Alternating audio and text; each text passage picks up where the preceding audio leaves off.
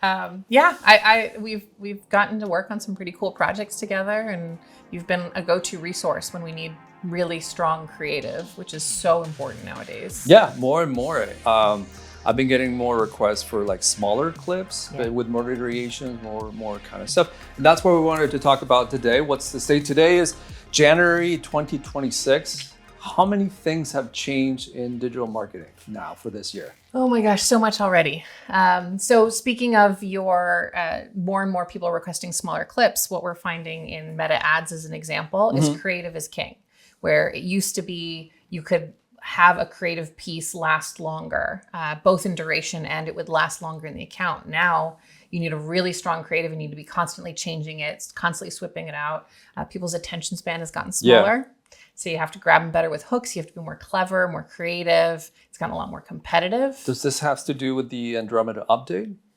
I think it has to do with a little bit of everything. How people are reacting. And exactly. Okay. I think the Andromeda update, I think AI is everywhere now. I think all the algorithms are now managed entirely by AI. It's making its own decisions. In some ways, we have seen that work better because our ads are finding their audience faster than before. Okay. And we're doing this new thing now in the search engine optimization space called GEO, Generative Engine Optimization. So we're optimizing websites for organic traffic in AI, ChatGPT, Gemini, Perplexity. And I mean, as you've seen, if you search in Google right now, it actually pushes down paid. Yeah. It throws up Gemini first, which is... And people are getting confused, because they're like, hey, I'm paying all this money. Where's I don't see myself. I just see the ad. But before we jump in real quick, give us a little bit of your company and your background. Oh, for sure. So Dia Creative is my digital marketing agency. We are full service. We primarily work with small to medium-sized businesses. It's nice because we understand how entrepreneurs and small businesses work. We are flexible, we are fast.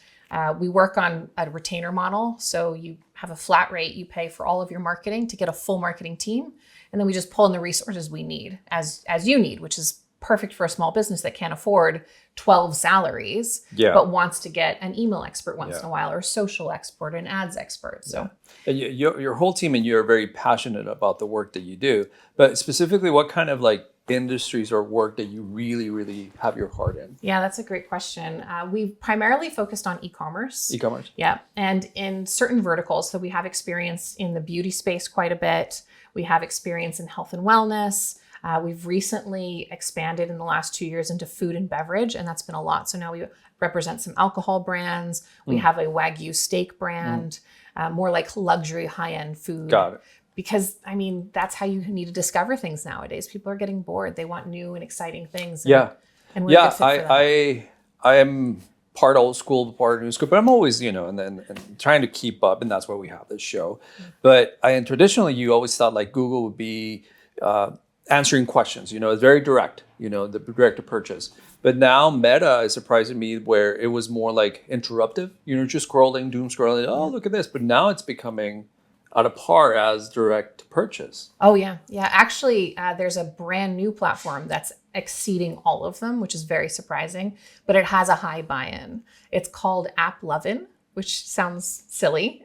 Like McLovin? Yeah. Okay. But it's called AppLovin. Okay. And if you've seen all of these games that are just like little puzzle games, like, match the kittens or stack the colors. My daughter looks at them all the time. Exactly. Yeah. I think actually like 80% of that audience is women, and women tend to be more purchase driven. But in those apps now, when you're connecting the colors or finding the whatever, they run ads there. And they're 30-second spots you can't skip past because you want to get your reward. Right, yeah. And you want to continue doing this, you need to finish exactly, this, versus Meta or Instagram where you're doom scrolling, right? And then you scroll something. If it doesn't catch your attention right away, you've moved on. Right? So now you're forced to watch. It's almost like going back to TV where you had to sit there for a whole commercial break. And those are converting amazingly well because brands have enough time to tell their story properly. You got them there. They have to stay. Yeah, because they want their extra little like fix it or chance or whatever in the game. And that's that one's. What platform is that you mentioned? It's called AppLovin. AppLovin, and that's one of the new channels that you guys. That one's incredible. But that one has a high buy-in. It's a minimum $10,000 a month in ad spend. So if you're a smaller business, Meta is still your best bet. Right. Google, if you can be very specific. Who would be those then that need to be? Because it sounds something like it would be for discovery, right? You have their attention. Hey, you play this little game, but this is how you educate them. Is it primarily just for games apps, or how does it go into e-commerce? It's all games. Yeah. So they primarily service all these games. And so there's hundreds of these little mini games. Okay. All these little, I'm bored, I'm just going to watch TV and play games. Most people now are watching two screens at the same time. Yes. So even if you have an ad on the TV, you're still trying to catch them down here, right? Yeah. So it's you have to kind of grab them here. Even TV is changing, as I'm sure you know, like show structure, attention spans. I've been using Disney Plus, Hulu, Paramount, Netflix. I had a couple of conversations with. They want $50,000 a month, and that's. I do see like Amazon. They're doing their app. Send to your phone. Send to my cart. Yeah, that kind of stuff. It was like, okay, I can prove that, but in general, pretty much everything's just impressions. YouTube's doing pretty well now too, because YouTube's on the TV. Yeah. And that one, you can scan QR codes. They know you have your phone. It's a little bit of a different structure. But you're right. Like Hulu, you can start for $500 a month if you really want, and you have TV ads. Yeah, right? I've ran those for local restaurants. It works well. It's pretty cool because one of the clients was really excited. Hey, I got a client comes in, and we were on TV, and they're small mom and pops, but you can do it by neighborhood. Side note on the filmmaking side, Matt Damon came out and saying like how. You read that about Matt Damon, saying that the script, like you need to describe the plot 3 times because people are on 2 screens and it's killing the filmmaking industry. And I go like, that sucks. I know. You know, but if you want to really watch a good movie, you go to the theater. Yeah. I think they're full attention. Because right now with my daughter, like we're watching the Hunger Games for the first time. Oh. And because we're going like Harry Potter, okay, you can graduate to Hunger Games. Yeah. But she was on her iPad. She was with her phone. It's like, no, watch the movie with us. Like, and I have to make the commitment to put the phone away and like we're here watching a movie together. You know. Yeah. But with YouTube, it's also coming up as a search engine as well. Right? It's the number 2 search engine in the world behind Google. But ChatGPT is getting up there pretty fast. Yes. So it's kind of those are the 3 that are competing. So are you guys doing also, I think they're called LLMs, SEO? So GEO is what we're calling it, Generative Engine Optimization. And you have to do that. And right now, ChatGPT actually signed a deal with Shopify so that you can shop directly within ChatGPT. Oh, nice. Yeah. Okay. That's going to be a game From changer. a consumer standpoint, they love it because they don't have to go to somebody's site and figure it out. From a e-commerce perspective, it's actually gotten a lot more challenging because if we don't get you into our ecosystem and we don't get you browsing, it's very hard for us to upsell you into a larger purchase, right? Yeah. And for us, like there are a couple stats that are absolutely key, like average order value. We want to make sure that makes sense because you have your cost per acquisition. So if it costs us $30 to make a customer, but they only spend $30, then we basically had a wash. That's not great. But if we get them in for $30 and then they shop and then we upsell them to something else they need and something else, now they've spent $90, now it's very much worth it. But all of that lives in ChatGPT now. You know, where do we stand? What I understand with e-commerce is the upsell at the end of the cart, right? You have, let's say, a supplement, and then in this supplement you have, it's only $25.99, but it's only one. And something the CPM or the cost to acquire is like, no, you need to sell 3 of them or 4 of them as a package. Yeah. How would you think that will happen inside ChatGPT where they can upsell? I don't think it will. No. So I think it puts a lot more of the burden on retention marketing, which is more where LTV, right? Yeah, exactly. Lifetime value. Okay. Exactly. We get that lifetime value. You get them in, you get them on that first purchase, and then you have to just make the experience incredible and then just make them love your brand so they come back and buy again. But now it's a very different effort than what it was previously. So marketing's shifting all the time. It's huge. I mean, ChatGPT and AI in general, it's a tsunami. Yeah. It's a tsunami and there's a lot of resistance to it. But you just got to surf the wave. Otherwise it's going to crash in the wave. I'm fascinated with how technology comes over and over, right? And when you and I, of course, you're much younger than I am. The first thing, internet came out, we adopted it. Yeah, we loved it. And then social media came up, we adopted it. Yep. But now I see the youngins, AI comes in, immediate stop. We're not adopting this. We're resisting this. Really? And it comes, even my daughter's like, nope, not going to use really, really a dog. And some of my team members as well is like, nope. Yeah. If it's AI, nope. Like That's there's a lot of resistance. So I find that interesting because what I say, it's a tool. Yeah. It's a tool. It should not be used for an end product, but it is a tool. Yeah. But I find that interesting how the new generations, how they're going to ride this wave as well. Well, they're also starting to move off of social media more and more so, because I think a lot more of the younger kids, especially like I think your daughter's age, are probably aware of all the mental health issues that come from teenagers having access too early. And so I am seeing more of them just like go cold turkey or detox from it or whatever they need to do, which is good, and there's other ways to reach consumers. Like we don't have to be targeting 15-year-olds through an addictive platform. Yeah, I think that's, a lot of other things. But we're missing one. I think we're putting them aside. Tell me about email. Oh, email. Email's huge. Email, and it's only going to get bigger because of ChatGPT, right? So what I typically had to do, one of our ads would get somebody to our site. So it was all about conversion optimization on the site. What's the experience? How easy is it to purchase? Do you understand everything you should purchase? Can we upsell you? Now, if all of that happens off site, the only way I can market to you as a loyal customer or future loyal customer is email. So I have to have a really strong email strategy, because if you bought on ChatGPT, you didn't even see my brand. You didn't even see my logo probably. You don't need to go there. Yeah. So now the first email I send you has got to be like, hey, Oz, welcome. So excited you decided to trust our product. Join our community. Follow us on social. By the way, did you know most people also buy this, and make it more of a conversation. Yeah, it has a lot of, for a field, it has a lot of body to it. While a brand and a company that's very thin is like, has no passion behind it, it won't have that retention. Yeah. It's exactly. like, I don't know, let's just storm something. Hey, I have a beer. Yeah. It gets you drunk. That's it. Thank you. And then there's nothing behind it. Yeah.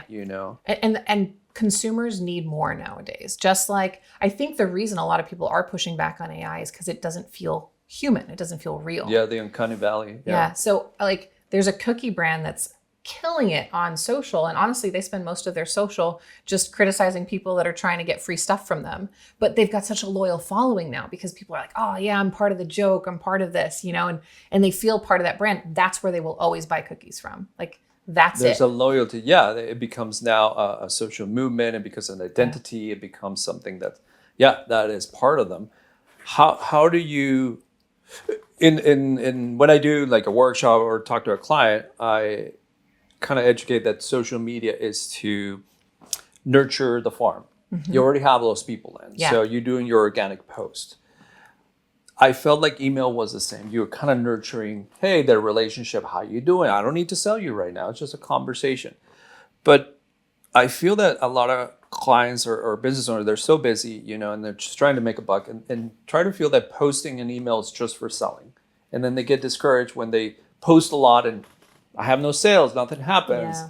And then you have the vanity metric of, look how many likes I have. I know. Look how many, but you're not selling anything. Yeah. Your photo looks beautiful, but so what? Nothing's come out of it. How do you approach that to a client? I very much like operating in a very honest place with all of our clients. I give them realistic budgets. I give them realistic forecasts for like what I think they're going to make within their budget and what the channels. I can tell you for a fact, social media, especially Instagram, has conversion rates have dropped significantly.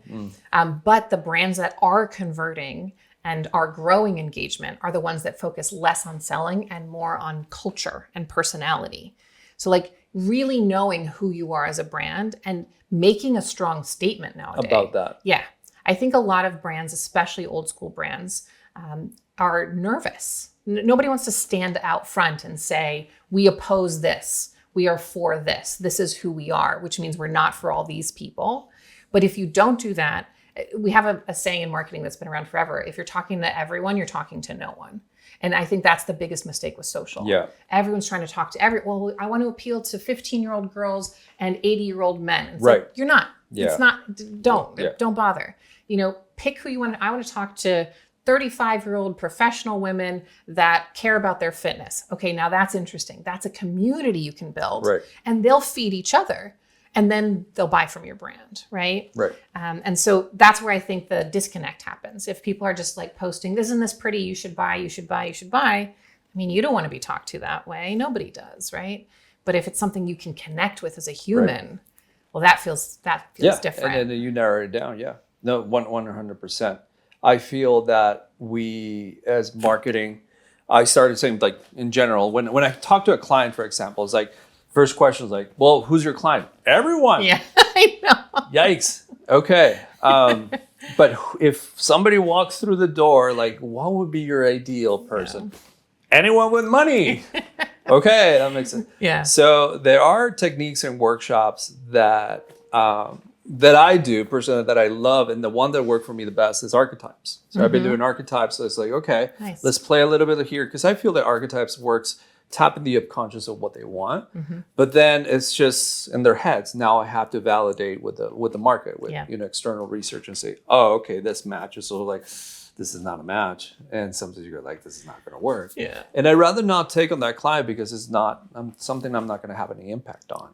So it's very hard, but that is the state how it is. Yeah, we've actually had I developed out my own personal branding exercise. We make every new client. Yes, go I through remember you have really good because you have workshops. to. But it ends with the same way. It's like, these are the archetypes, so they can wrap their head around the different, because they know the difference between someone that shops at Disney versus BMW versus Victoria's Secret. Those are three. They understand that. So when they're saying everyone, you're like, yeah, but not everyone's gonna shop here, right? So you can get there. Yeah, I love working on that kind of stuff because you need to tap on the human needs, but also their pains and gains, right? Yeah. Like somebody who shops in Disney are dreamers. Yeah. They love the happiest place on earth, right? Someone who buys a BMW is status. It's also, well, not so much reliability, but because they're very expensive. So for example, no, I want a reliable car. Well, I should go for a different type of car. Now, don't take advice from me. I don't know anything about cars. But if you want something that's not going to break down or not expensive parts, I would assume BMW would not be the place to do it. And you have like those different, like the everyday man, we'll pick a different car like Ford or something. Yeah. Yeah. So I think that's really important to one of my biggest challenges for me personally when I talk to a client is that I overwhelm. I'm a nerd. I'm going to give you data, all this, and I'm very passionate about it. But then I need a translator. That's why I have teams, is just translate this data and talk directly what this means. But results is what matters. Yeah. Right. Yeah. What are your biggest wins in the last few years? Where you're just like, this is it. You're really proud of this work. Yeah. I have to say the Wagyu company that we took on this past year, we've officially, I think as of next month, been together for a year. Nice. And we had 307% growth last year. So that was fantastic. Yeah, that's awesome. Growing very together. Exciting. And it's a tricky brand because not everyone can pay $60 for a steak that they then get shipped to them. And if you don't spend enough at the store, it costs you $20 to ship. So now you're talking $80 for a steak. Like that's not, so finding that target market, explaining why I shouldn't just go down to the local Albertsons and pick up a steak, right? Like, why is this worthwhile? That was a big project for us to really understand how to tell that story. And we discovered some interesting things. Like primarily you'd think our primary target market is like the barbecue guy.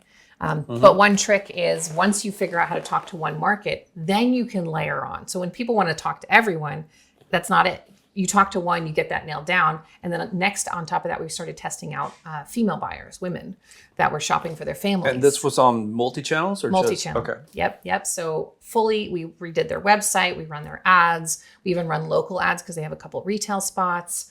All of their email, all of their social is in partnership with them. They run their social channels, but we give them a lot of content for that. And just overall understanding, how do we get them ranking? They're the first ones we really started testing out GEO with. And they started off with like nothing ranking in ChatGPT, Perplexity, Gemini. Now I think we're up to like 500 terms, which is great because where's the first place you go when you're like, I just spent $80 on a steak and I don't want to screw it up? And you don't have to give me exact data, but how long was that testing phase? 2 weeks, a month? How long did it take you to make a decision? Yeah, so specifically with testing out the new audience, I remember we spent the first 4 months of the year really nailing down the barbecue guy. Got it. That was like, we had to have that solid. Is it seasonal? It is seasonal. It is seasonal. Well, because we barbecue in the summer, Okay, right? gotcha. July 4th is our biggest time. It's national. Yeah. And then we try, holidays. We had a whole campaign. 4th of July. Yeah. But even like Thanksgiving, why do turkey? You do steak, right? Like, why not? Let's see if we can change some minds. But then about, I'd say, end of the summer, when things start dying off a bit as people start going back to work, we're like, let's test out the mom buyer, the one that's shopping because she wants healthier products for her family rather than I want to grill the best, right? Which is a different message. Yeah. And so we I ran see where it's going. Yeah. So we ran like a 2 to 3 week test. And we see ads are working really well for that. And we even managed to segment the audience in the email. So you have a big email list. You really want to make sure you segment so you're talking specifically to this person with personalized information that's relevant to that person. That's when we go back to community. I want to feel like you understand me so I can participate in this community, right? Gotcha. What has been then your biggest challenge that you can't, I can't get this through? Is there anything that's like, Yeah, I mean, I honestly think my biggest challenge is coming up. I'm nervous with this ChatGPT Shopify thing. Oh, and then they're coming up with the ads, right? Yeah. On the free version. Yep. Yeah. So I really think that AI companies are trying to take over a bit more. Amazon actually also is doing something pretty sneaky right now, where they're promoting products that they don't offer in Amazon, and then they're purchasing for you on a third-party website. On a third-party website. Wow. And so, but is this on Amazon? On the Amazon? It's on Amazon, yeah. They're just, okay. So that you have not authorized your products to be on Amazon. You didn't, in any way sign up for this. They're just buying it through They're using their AI little bots to basically scour the web, find products, put them on Amazon so that you're buying like this homemade product that somebody made. And sometimes their AI is wrong. So they have you purchase something that the person doesn't even sell anymore. But they have enough money to make mistakes to see if that technique works. Yeah, so I'm sure they're thinking, well, if someone's on Amazon anyway, we'll just charge them an extra $1 or $2. We'll place the order over here. But the problem is, as the shop, you don't get the email address because Amazon will buy it as an at Amazon generic whatever. Yeah, that is. And now I can't email them. Now I don't know who they are, except I have their address. So now we're going back to mailers. This is where I think it's a little wild, wild west. I think there's this aggressive competition going on who can steal the customer, because the customer information is the most valuable thing in e-com. So that's like where everybody wants to be. And so as a small business representing other small businesses, we have to find ways to compete in this kind of like, there's two gladiators fighting in the ring, AI and Amazon and ChatGPT and all these other ones. And we're trying to go down here. And we're just like, I'm just trying to make a living. Yeah. The gladiators fighting and us little guys trying to make it work. It's tough. A year ago, I was talking to a client. I got the two weirdest ways I got clients last year. Okay. Of like really, really odd. One of them was it was the supplements, and we did a great commercial for them and all this stuff. And hey, where'd you find me, by the way? And she's like, I'm embarrassed to say. No, why? I mean, just tell me, like ChatGPT. Like, wow, okay, yeah. And it's not with the first one. The other one, it was my banner. Oh, really? Yeah, the lead wolf outside the shop. It's like somebody's walking and say, look, oh, okay, and then hit me up. Oh, that's great. The most. I know. You spend money on meta, all this, and then they come like this. I know. But I feel it's what we stand for, what we do. Yeah. And all this well, stuff. and that's what it comes if you really establish yourself and you have a very distinct voice, then people can find you everywhere, right? You just keep putting out that same thing on all channels. Yes. And then it builds trust. I feel. Did you do theater? You did theater. You're did. You're in theater. I like to say when we talk to other agencies is that we're more like the back of the theater people. Yeah, totally. We're there. I was tech crew. I wore all black in the backstage. That's totally. All of us. We're really nerdy. We're really technical. What's up? But don't put us on the front because we're not like, I'm right here because I'm doing this for years, but I will feel back theater. Tell me about more of your comedy background. Oh, for sure. Just real quick. Yeah. No, it's funny. I was working for this large medical company. This is way before the agency. Right.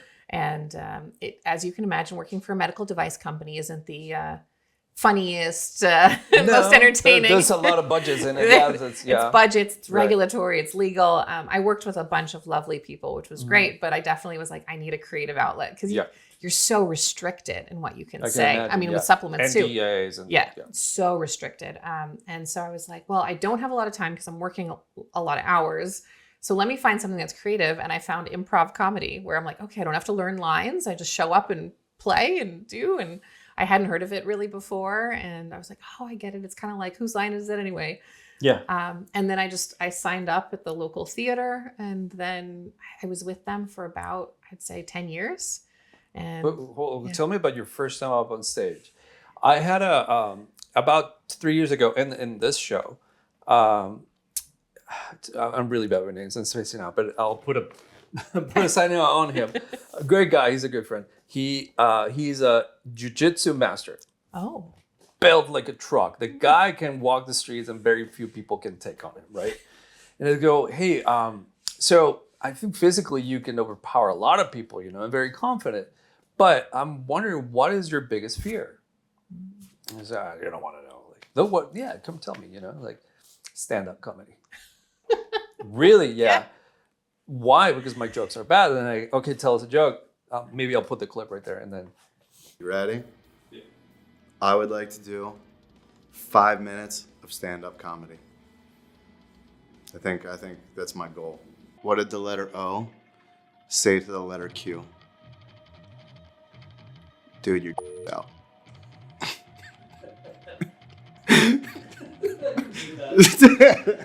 Cat's favorite jiu-jitsu position? Mount. You know what a mount is? Okay. Oh, mount. Oh, yeah. Yeah, terrible. That was his biggest fear. So you're up on stage. Yeah. What did you feel on your first time when you're up in all these people? And it's improv. You gotta. It's improv. I mean, they definitely did a really good job of training me over time. Okay, so it wasn't cold. No. There was like 3 levels of classes you have to take, and you had to like train up into it, and then you get on stage, and it's pretty safe the first time you get on stage. It's like all family and friends. Oh, it's like they're not going to boo you. Like, no, they're going to be great. And so you just kind of start. But I think there's so many strong life lessons in improv comedy that people don't realize is improv. First and foremost, it's yes and. So anything somebody says to you, you agree with and you add to. Yes and. Yes, exactly. So it's like, yes, you've said that, and let me see how else I can improve on it. Build on it. And then you say yes. So we build together. So it becomes very collaborative. When there's so much conflict in this world right now, like building something that's collaborative is so important. And it's something you can pull back into like marketing and everything. Let's be collaborative. It's how I run my team. Yes, and. Everything has to be very collaborative. Everything is supportive. Even if something's a terrible idea, it's like, okay, yeah, but yes, and. Let's see what else let's see how we can evolve it. So I think when you're on stage doing improv comedy, so you're not nervous that like, I have no idea, literally no idea what I'm about to say, is you trust the people with you. You build that team. Yes. And I think that comes across everywhere in life. That's how I've built my team. Yeah. So I can sleep at night knowing that my team handles things. I build a collaborative environment that's trustworthy, that supports each other, and that's exactly what that was. And so I think that's what really makes the difference. It's funny you said the jujitsu. I've heard the number one fear in the world is public speaking. So for many people, there's so many layers of that fear. Traditionally, a lot of people have that fear that you're in school with underwear. Yeah, in front of public. Exactly. This old fear that we all have. But if we peel down the layers in psychology, it would be like it's your ego, right? Is what people would think of me. They're judging me. I'm up there. I'm bare, Yeah. And this is me. Yeah. I have friends, comedians, that take a while and a lot of rehearsal to get where they are. Mm-hmm. And it feels so natural when you're on stage, but you just go to the second show, it's like, okay, it's the same joke. Yeah. But that's what it is. Yeah. That's what stand-up is. Stand-up is you write one script and you spend a year perfecting it. Until it's very polished. Which is very different than improv, where whatever you did should only exist in that moment and never again. But it's a different essence. It's a different energy. Totally. It's very organic. It's very pure. It can be peeled very easily down. But in the same essence of creativity, like building something together, it brings me to when you're composing something, for example, the music. I tell my team and with people I collaborate, don't fall in love with your ideas. Yeah. Just they're passing cars. Yeah. They're just passing cars. I acknowledge it; it's good, but don't fall in love with it, because a lot of people put that identity in their ideas, or the joke is it's not you. Just let it go, because if it fails, I suck. Then and my idea. So say no, it's just an idea. Yeah. And then that's good. We do it again. Same with scripts. You write your first script, do it the second time, and then that's part of how ideas really work. And it brings me back to when you get your best ideas.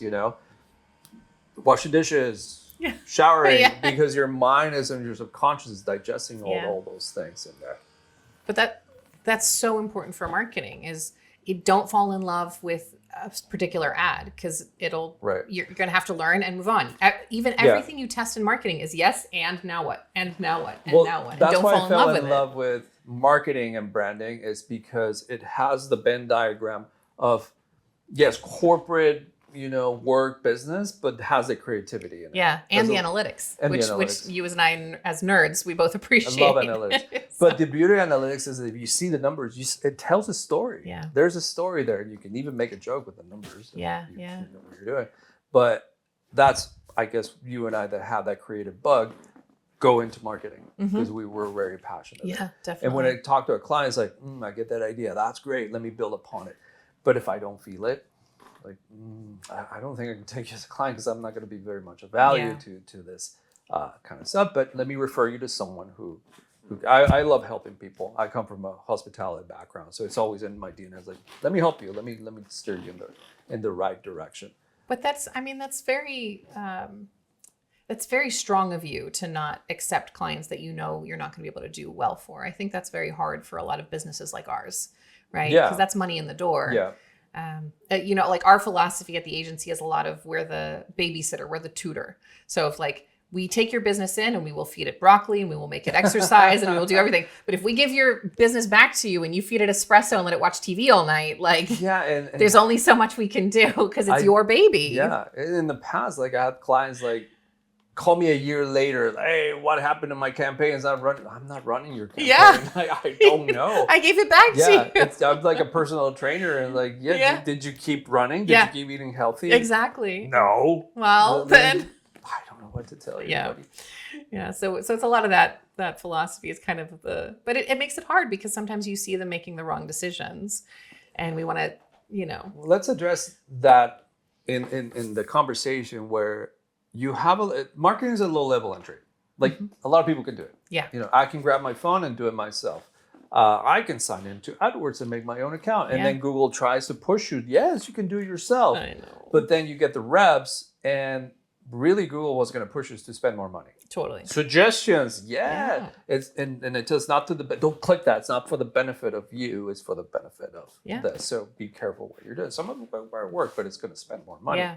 So with the low-level entry, yes, there's a lot of clients who can do it themselves, but then it comes to a point where they plateau. In the case, for example, referrals. I get a lot of business from referrals. That's great. That's 90% conversion rate. Of course. Awesome. But once you get other sources, if you want to grow. Yeah. Well, the referrals run out at some point. They don't last forever. And they're unpredictable. So you might get 3 and then nothing for 6 months and then 3 again. So it's not useful.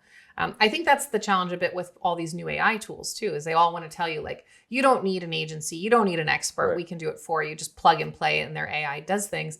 But then their incentive is to overspend, just like Google, they're imperfect, and so we see clients try these things and then come back to us and say, can you just take it? Yeah, it didn't work. It overspent, it didn't understand. It brought me a ton of traffic from the wrong customer. And it's because the AI doesn't understand brand. We go back to that, really understanding who you're talking to, how to talk to them.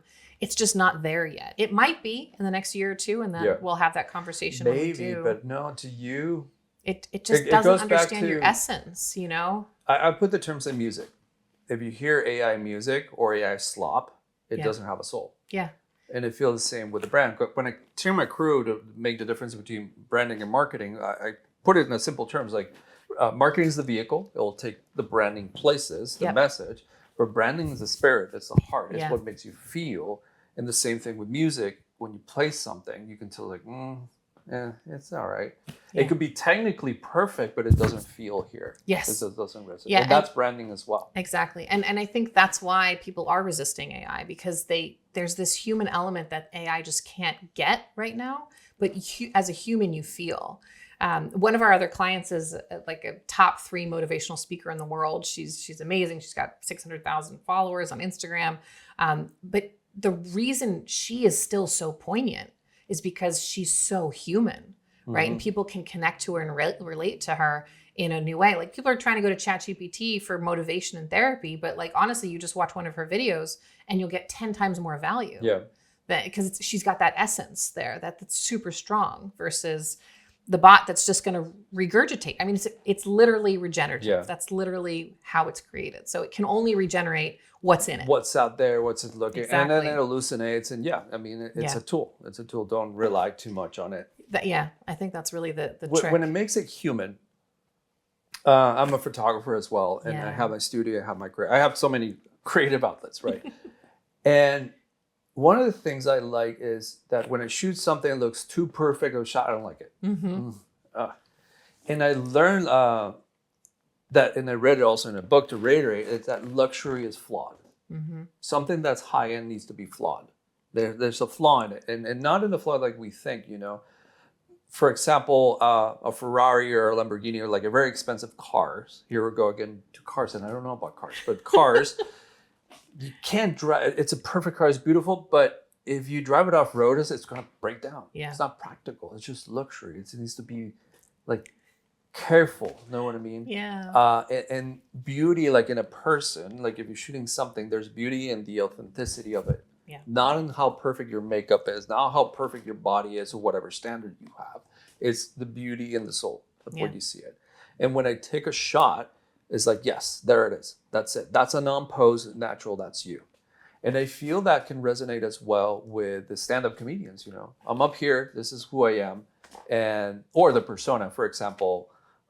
Let's take some of the best performers out there with a great brand, which is Freddie Mercury, Queen. One of the best performers Yeah. ever. Wimbledon, great concert, right? Yeah.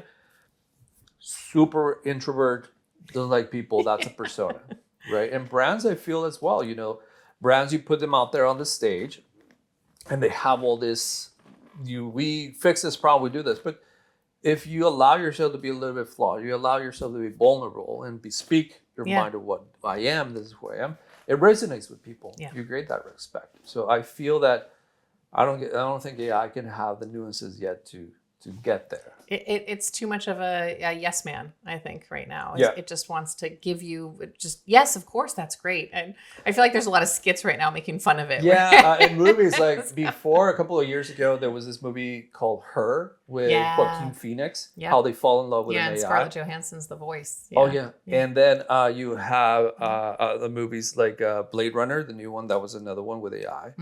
You look lonely. And then Yeah. you have, my wife doesn't like scary movies, but she watched Megan. Oh, she did. I don't So- like scary movies either. I haven't The seen- first one was scary and does Megan, but that could happen. Yeah. And she goes, and then we watched the second one, became an action film now. Now Yeah. it's not scary. Okay. But it was about this AI who Yeah. became sentient and all these things, you know. Yeah. But, There's- Terminator. That's it. And I think that's what people are a little nervous about. I think there's fear. I think there's confusion. I think there's people that are using it, relying on it too much, people that actually understand how to use it well. But I think you're back to, it's a tool.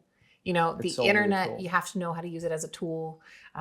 Even a camera, you have to know how to use it as a tool. Yes. If you don't use it right, Yes. then you're wasting everybody's time. 100%. In the workshop that I do, I thought it was the camera that does it. Shot it, it's the lighting. Yeah. It's actually the lighting. It's actually lighting. But once you got the lighting, it's also good that it's going to get. It's about the people who are going to act.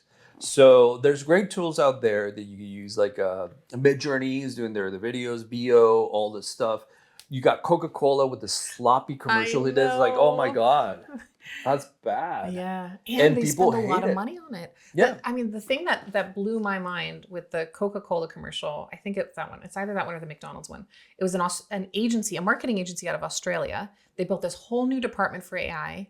That ad took them 8 weeks cost almost the same amount, if not more, than actually just getting directors, animators, Right. writers to do Yeah. it. So same amount of effort, and people hated it.